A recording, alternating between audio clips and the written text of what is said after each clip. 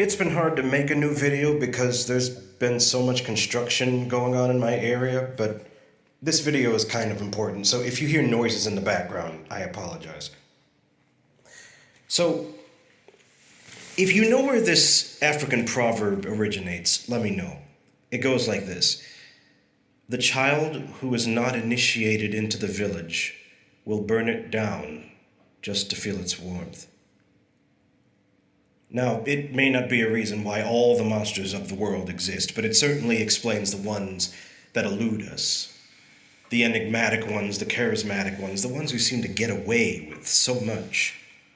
I think that quote is something you need to keep in mind as you learn about some rather ugly things that I'm going to tell you. You're going to hear some facts that you don't want to believe. Feel free to correct me if you find other info, but these are the things that I've learned throughout my life.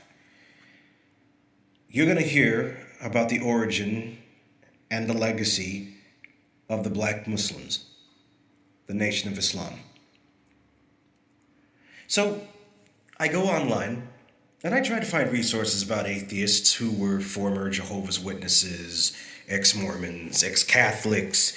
I wanted to find out the unique experiences about what happened when they escaped. But it's really interesting. There are so many places you can get info about the brave ex-Sunni Muslims, Sufis, the Shiites. But there's a strange tendency I see from the majority of ex-Muslims not to become atheists, but to become Christians. But I gotta tell you, I am an atheist, and I can't bring myself to believe. Let's go back in time. It's about 100 years ago.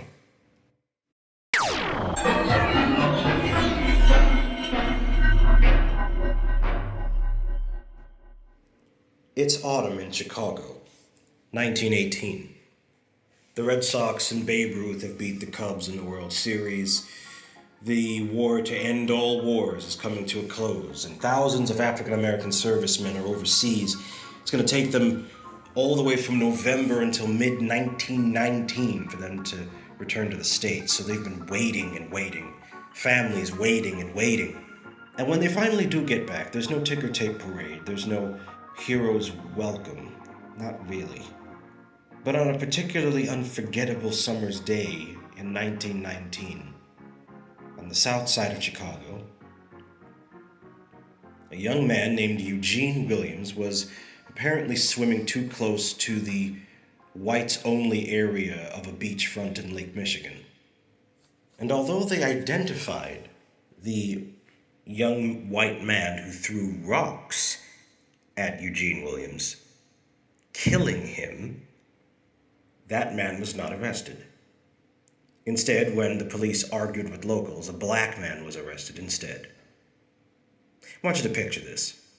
Thousands of men come home from the most harrowing war America could imagine at that time. And they fought as free citizens for their own country. And after coming home safe and sound, probably one of the most respectable things you could do, this country repays you with barely any fanfare.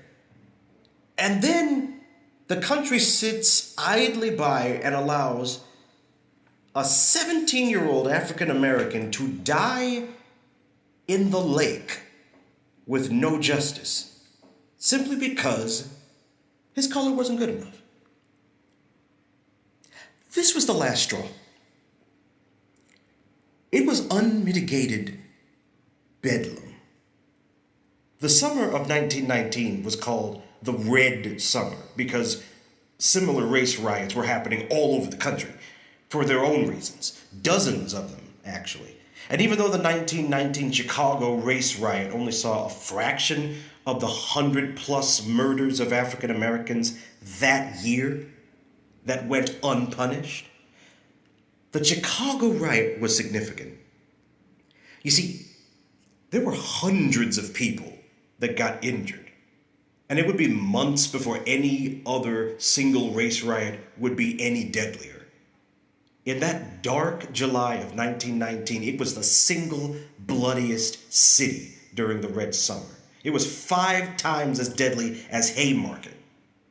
It was this riot more than any other that ensured that America couldn't turn its eyes away from racial injustice. Even the president had to admit that something needed to be done. Imagine you're an African American back then, and no matter who you bump into, doesn't matter, as you walk across the street, what if any of them could change from being a decent person walking down the street? Oh, she bakes cookies sometimes. Oh, he sends the mail. Oh, this person is a police officer in the community. And that person just turns into a murderer. What if all it took was a few zealous words from some jingoist or some xenophobic eugenist? That white man who hears those words just walks down the street, becomes the person who literally stones a child to death. Well, congratulations. You have a taste not only of what it's like to be a turn-of-the-century African American, you kind of have a taste of what it's like to be a Muslim. Now, I have to explain this. I made a video called Islam is Deadly a while back. As a Muslim, you had to avoid evil not just by good deeds or believing. You had to meet the exact example of the Prophet Muhammad and obey what he was purported to dictate. If you're saying 4 prayers instead of 5, if you accidentally ate some bacon, whatever the thing is, right? There's a risk that you could be infused with the darkness of Satan himself. The Quran is very clear. It says in chapter 7, 156, chapter 17, 64 to 65, says it pretty clearly. It even says that the only way to be protected from becoming evil is by actions and belief. Allah doesn't just allow Satan to have that power. Allah gives him that power explicitly. This is a very key difference in Islam when it comes to the shaitan and the jinns and the angels and all the spirits that are floating around all over the place. It's a different kind of feeling. It's a different mentality. Now, why am I mentioning all of this? Because I haven't even talked about Islam yet. I just talked about African Americans and racism.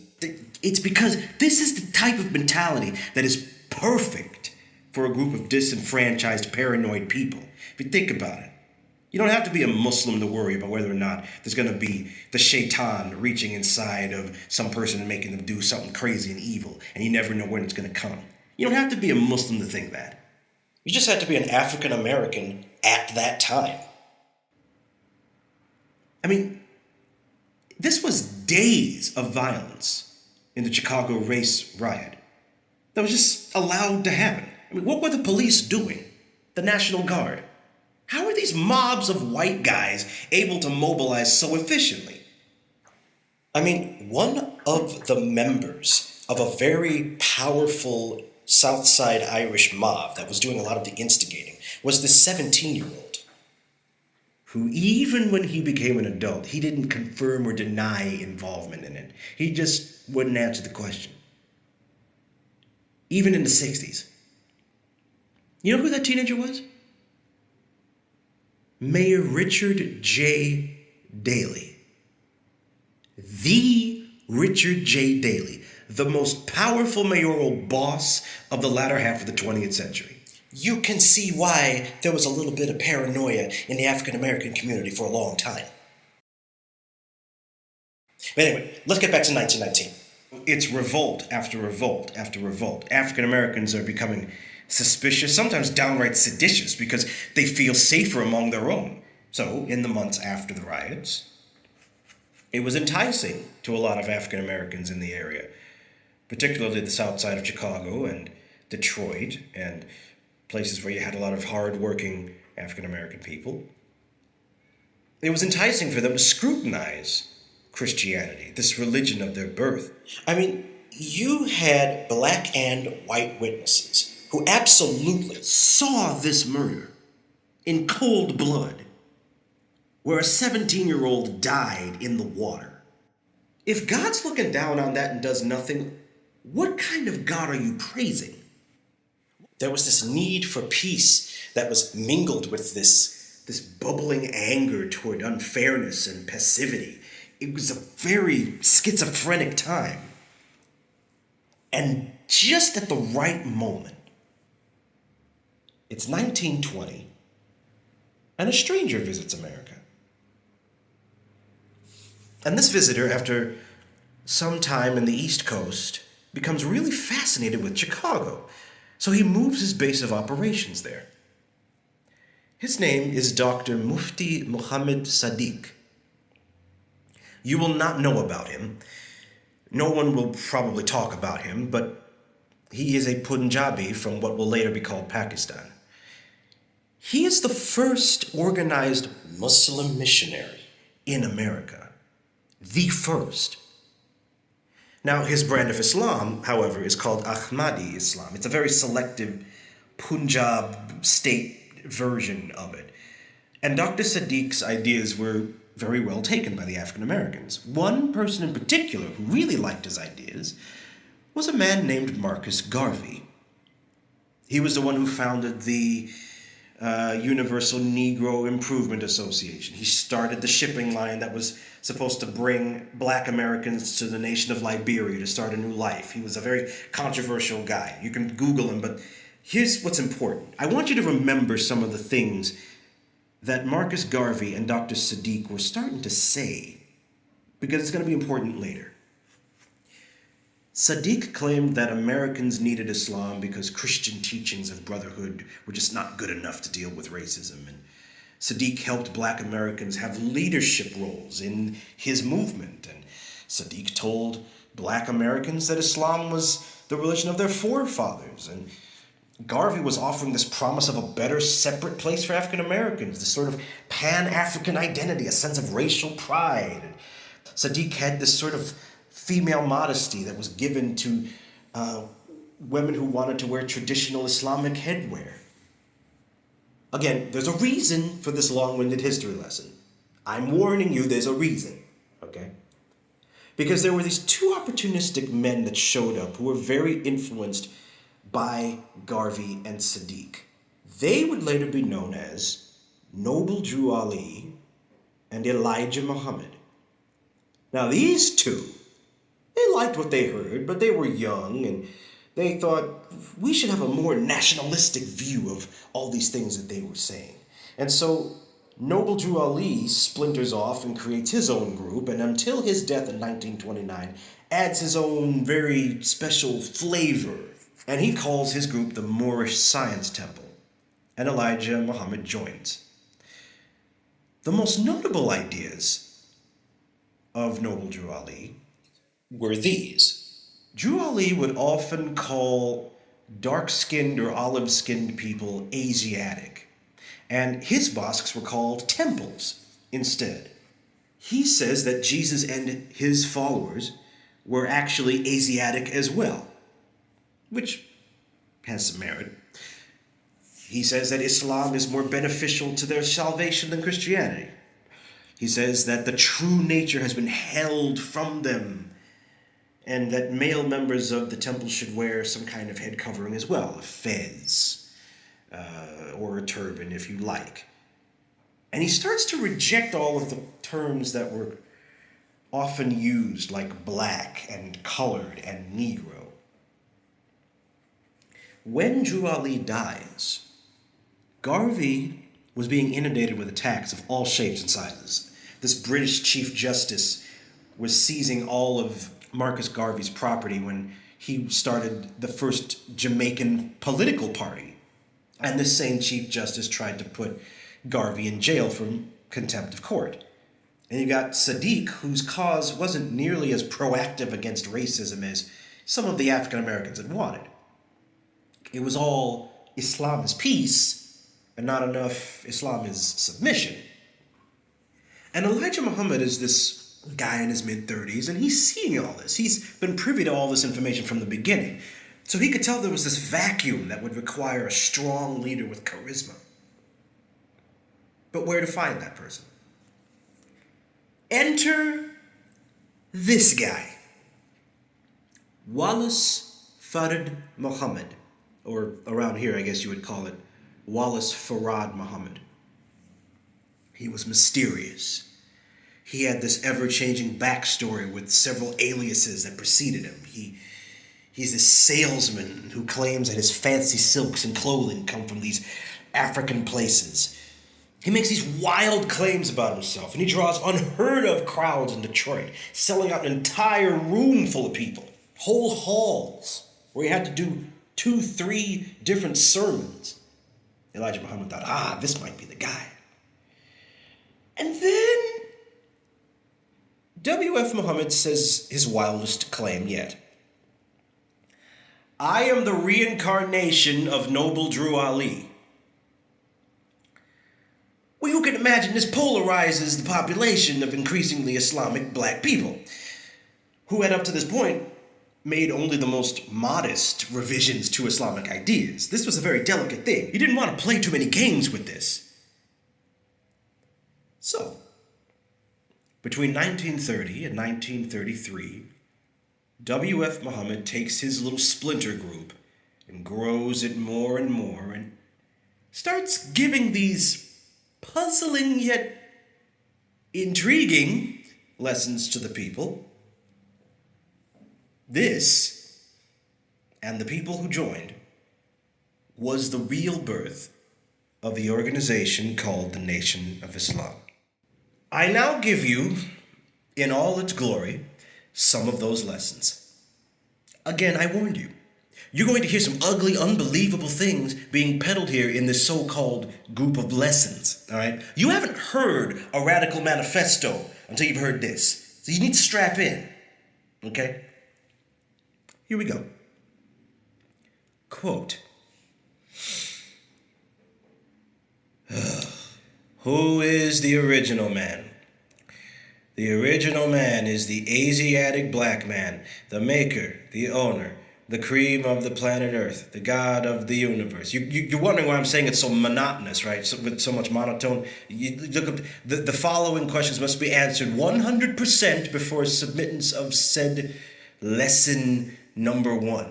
So this was something they crammed into kids' heads when they were 4, 5, 6. I want you to pay attention to that, because I see some of you are reading ahead of me. Yep. You don't need new glasses. That's what it says. That's what it says. Who is the colored man?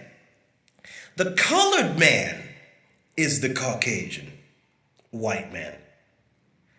Yaqub's grafted devil, the skunk of the planet Earth. You like that? It's fun. Reading is fundamental. Oh, you'll love this part. Here we go. Let's skip down to 9 and 10. What is the birth record of the said Nation of Islam? The said Nation of Islam has no birth record. It has no beginning nor ending. Number 10. What is the birth record of said others than Islam? I can almost read this without looking at the stupid screen. Buddhism is 35,000 years old. Christianity is 551 years old. Goody, lucky us.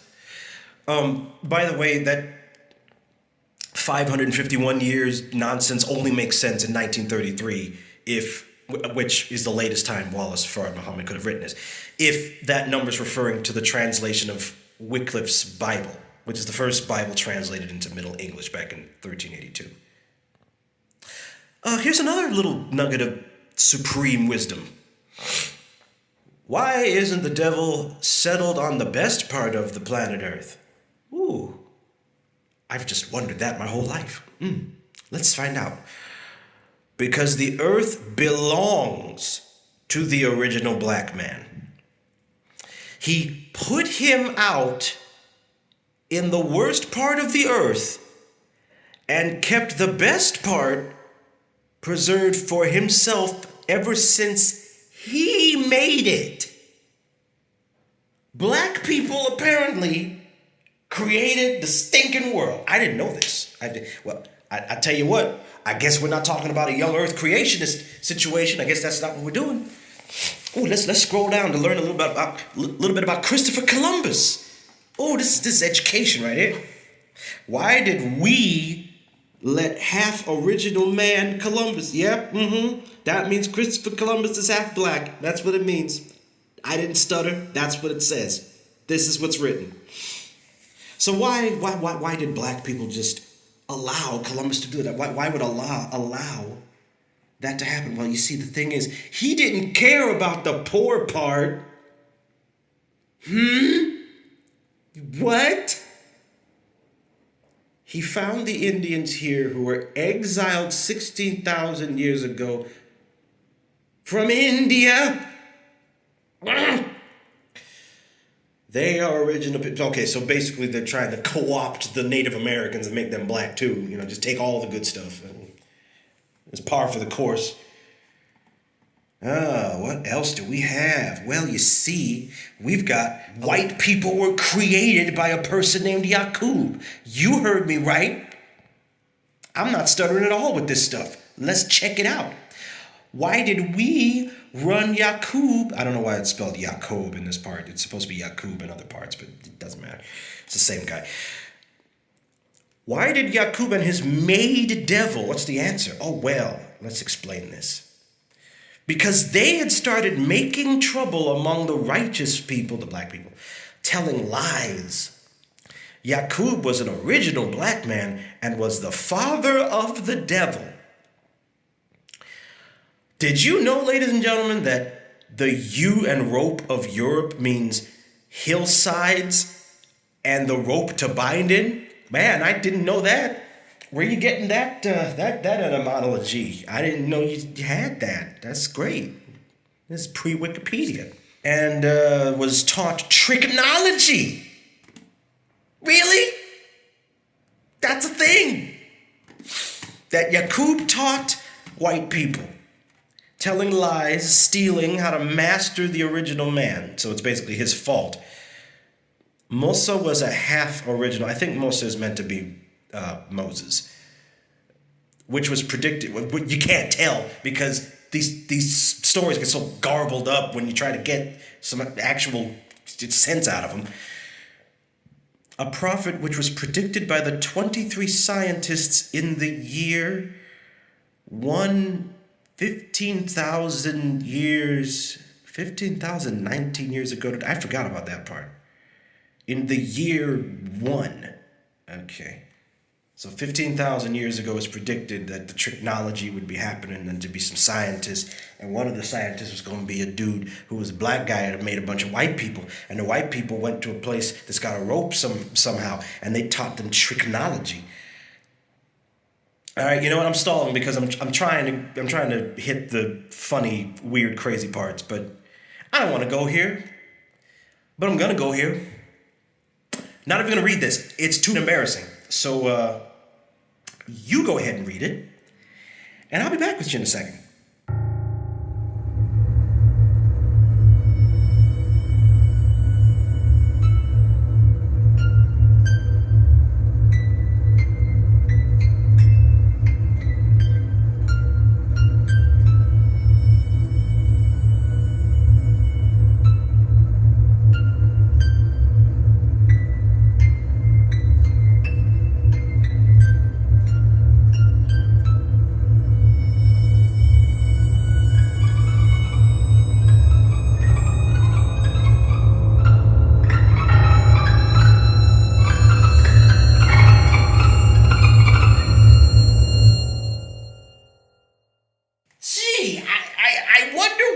Shortly after that, it's just that W.F. Muhammad just disappeared from Detroit and was never seen from again. I wonder, by anybody, by the way, by the FBI in particular.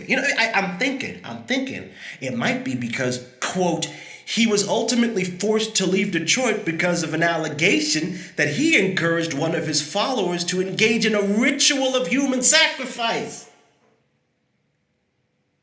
End quote. You see, that pesky endorsement of explicit murder can really mess up your credibility. I can see why that would happen.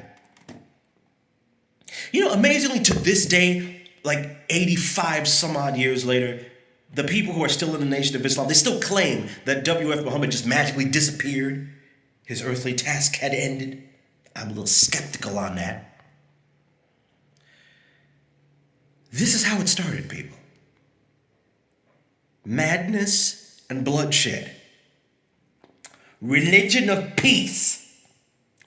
Yeah. But what about Elijah Muhammad? I mean, what would you do as a 37-year-old Elijah Muhammad with this enormous need for leadership and this entire so-called nation of Islam, this religiously organized group of African Americans? Many of them can't read, by the way, except for the stuff that I just showed you, because I have to learn that over and over and over again. I bet a young, intrepid Elijah Muhammad could come up with something.